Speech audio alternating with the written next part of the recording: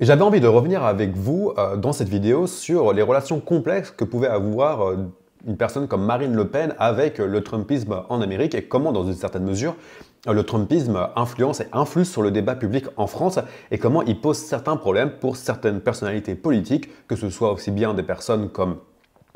Laurent Wauquiez du Parti des Républicains, mais aussi une personne comme Marine Le Pen du Parti du Rassemblement National. Mais avant de commencer, je m'appelle Joseph Roche, je suis correspondant en Ukraine et sur cette chaîne, je parle de politique et de géopolitique. Donc si ça vous intéresse, je vous invite à vous abonner. Donc avant de commencer, il est important de prendre en compte que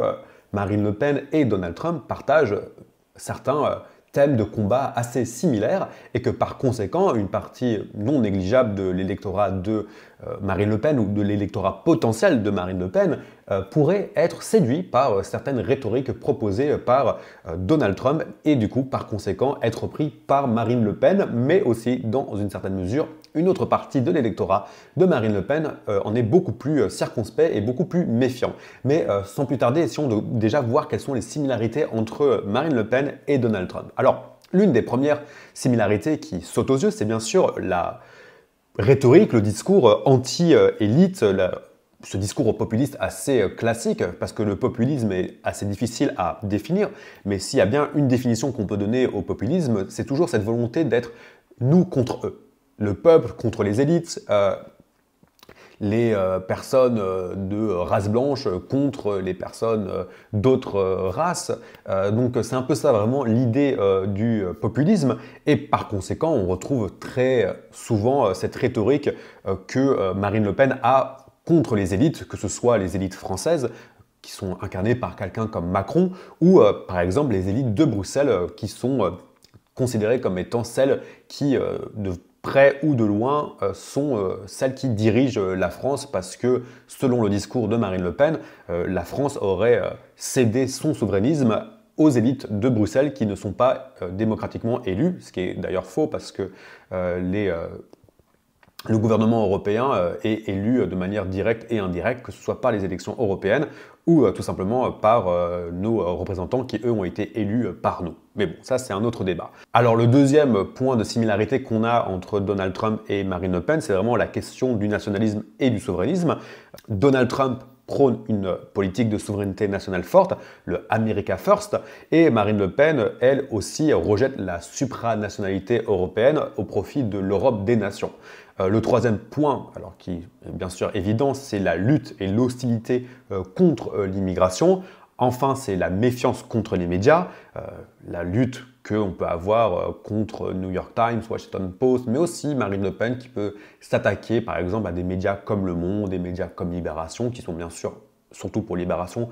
plus à gauche. Par contre, elle attaque bien évidemment pas les médias plus à droite comme ceux du groupe Bolloré, que ce soit Touche pas à mon poste ou par exemple CNews, L'heure des pros de Pascal Praud, etc. etc. Donc il y a une lutte contre les médias, mais bien sûr les médias qui sont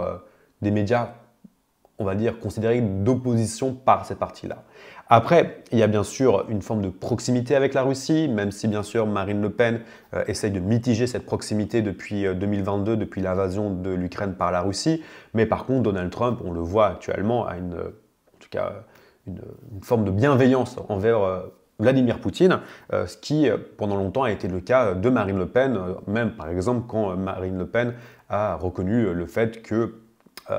la Crimée était russe, etc. etc. Et c'est à peu près tout pour les similarités, il y en a d'autres, mais voilà, ce sont quand même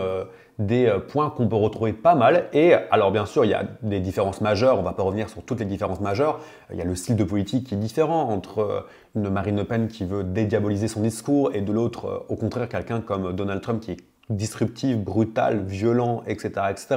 Le contexte politique n'est pas le même. Le Parti républicain est un parti qui est installé depuis de nombreuses années, qui a l'exercice du pouvoir. À l'inverse, un parti comme le Rassemblement national n'a pas vraiment l'exercice du pouvoir et c'est un parti qui pendant longtemps a été marginalisé. Il y a aussi les questions de tout simplement politique économique. Donald Trump est beaucoup plus ultra-libéral, ultra-capitaliste, tandis que le Rassemblement national, et d'ailleurs c'est pour ça qu'il séduit dans une certaine mesure les classes populaires, a un discours plus social, a un discours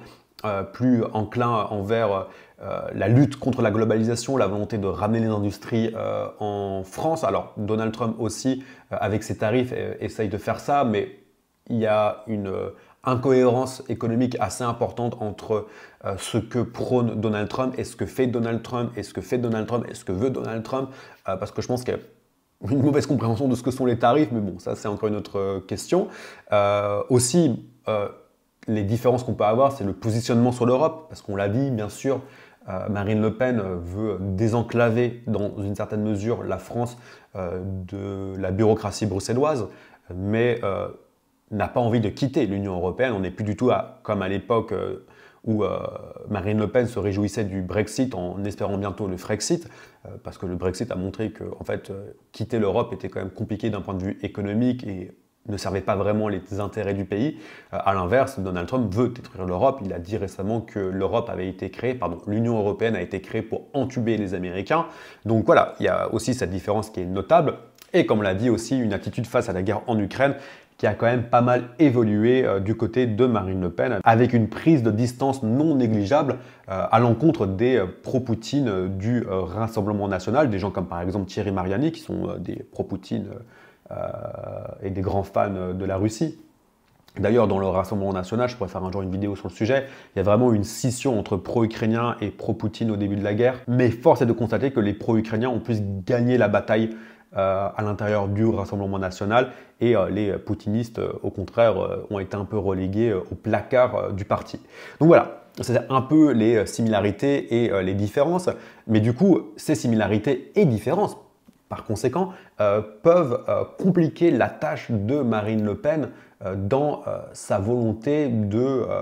gagner la présidence en 2027, parce qu'elle va devoir jouer un jeu d'équilibriste. Et en fait, dans une certaine mesure, on peut se poser la question de savoir si oui ou non Marine Le Pen ne fait pas face à un moment Russie. Par moment Russie, je veux dire un moment où Marine Le Pen, qui pendant très longtemps, par exemple, a été très conciliante à l'égard de la Russie,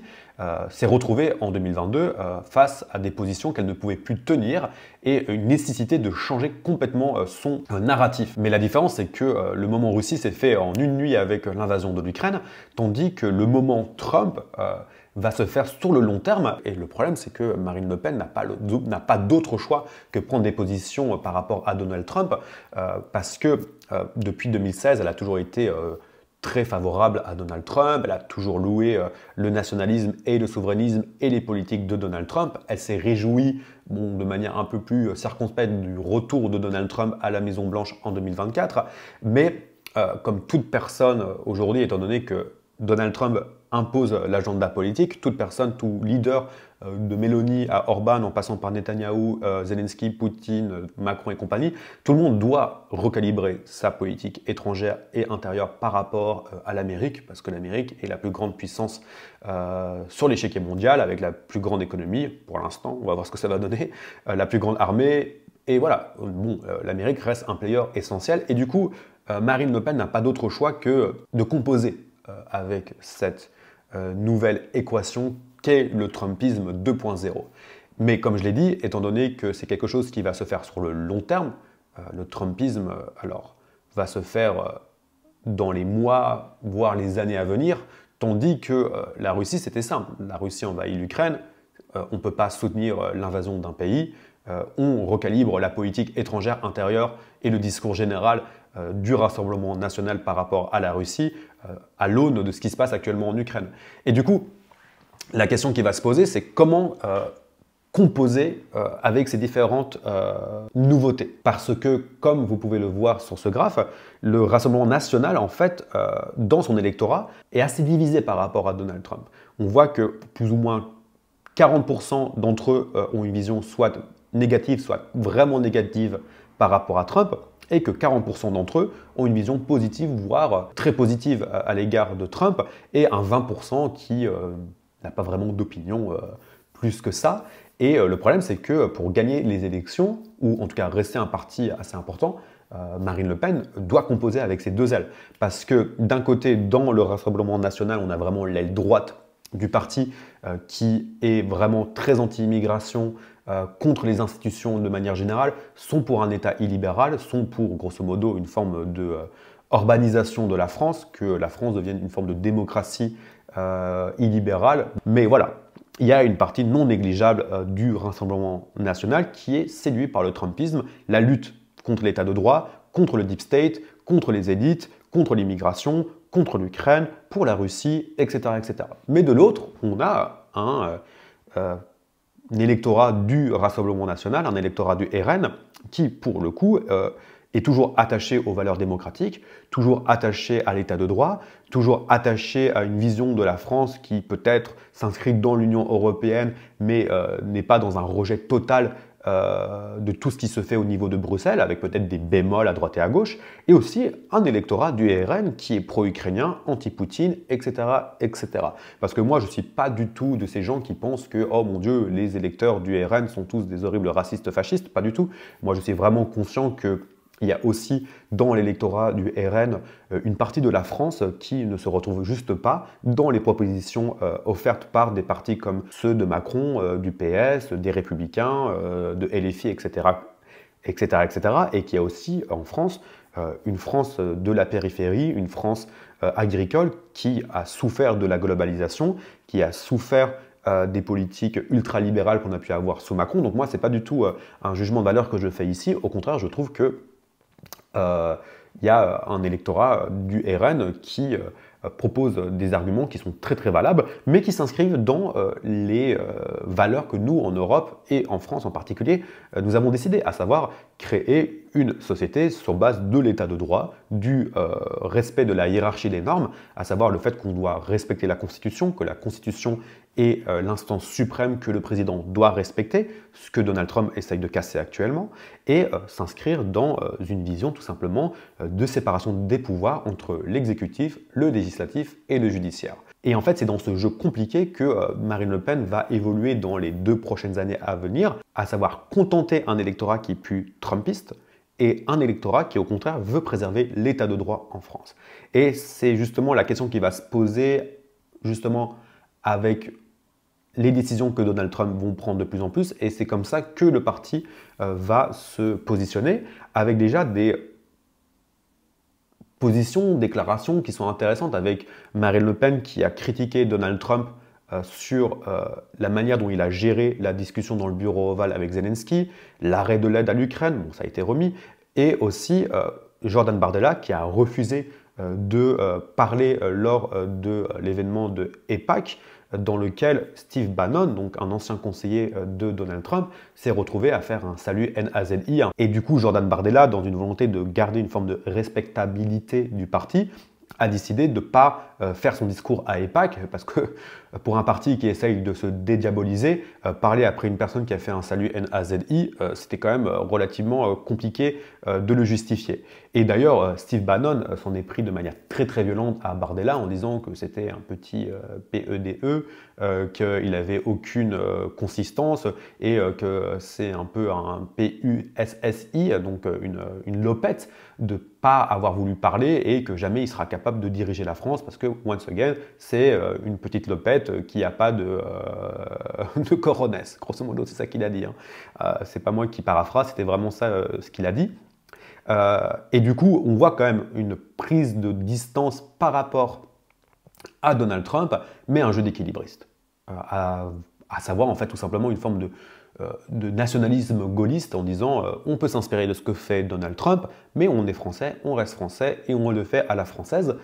Et aussi, on est européen avec des questions sécuritaires qui sont différentes de celles des Américains, etc. etc. Surtout que je ne pense pas qu'un parti comme celui de Le Pen soit un parti impérialiste, contrairement à celui de Donald Trump. Donald Trump n'est pas isolationniste, Donald Trump est impérialiste, et on le voit avec ses déclarations sur le Groenland, le Canada et le Mexique, et son alliance de facto avec Vladimir Poutine. Et du coup, Marine Le Pen joue de manière assez intelligente pour l'instant, mais le risque pour elle, c'est de s'aligner, encore une fois, une partie de son électorat, soit un électorat plus à gauche dans le RN, qui se fera happer par les Républicains, soit un électorat plus à droite qui se fera happer par Reconquête, parce que Reconquête de Zemmour et de Knafo, pour le coup, sont vraiment des partis qui, eux, tout simplement, le parti Reconquête de Zemmour. En plus, ils ont été invités, ils étaient très contents d'être invités à l'inauguration de Donald Trump, et il n'y a pas beaucoup de leaders qui ont été invités à l'inauguration de Donald Trump. Eux, ils sont vraiment dans la ligne droite du Trumpisme en mode immigration, immigration, immigration, lutte contre l'état de droit, contre Bruxelles, etc. Donc voilà, c'était une vidéo un peu pour analyser la situation dans laquelle se trouvait Marine Le Pen, la situation dans laquelle elle se trouve actuellement, comment est-ce qu'elle va composer et quels sont les risques pour elle. Mais pour l'instant, on va voir. C'est assez intéressant de voir la stratégie que le RN adopte. Une stratégie un peu gaulliste, hein, tout simplement, de dire allié mais pas aligné. Bon, même si on n'est plus vraiment allié avec les Américains, mais avec de dire, oui, on va reprendre certaines des idées, mais nous on est français, du coup on ne fait pas ça comme ça, etc., etc. Mais bon, voilà, j'espère que cette vidéo vous a plu. Si elle vous a plu, je vous invite à vous abonner et on se retrouve bientôt pour une prochaine vidéo.